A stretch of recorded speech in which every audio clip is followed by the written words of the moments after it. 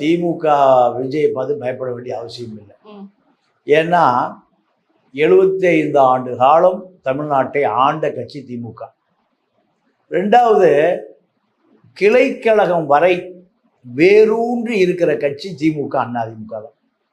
இதுக்குள்ள விஜய் ரசிகர்கள் இன்னும் உள்ள போகவே இல்லை. என்னன்னா திமுகவுடைய 3.5% வாக்கு திமுக அதிமுகவுக்கு 21ல் இந்த 3.5%-ஐ எடப்பாடிக்கு ஆதரவா விஜய் சேர்ந்து விட்டால் திமுக வெற்றி பெறுவதற்கு வாய்ப்பு இல்லை. இதுதான் திமுகவுக்கு பயம். விஜய் தனியா நிற்கிறோம்.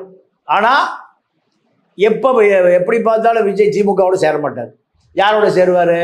அதிமுகவோட சேரும். அதிமுக பொறுத்த வரைக்கும் எடப்பாடி என்ன விலை கொடுத்தாவது வாங்கிடுவார். யார? விஜய. அப்படி வாங்கலைன்னா டெல்லியில் இருக்கக்கூடிய அதிமுக பாஸ் இருக்கார், அவர் தான் அமித்ஷா. அமித்ஷா வழக்கு போட்டாவது அதிமுக கொண்டு சேர்த்துருவார்.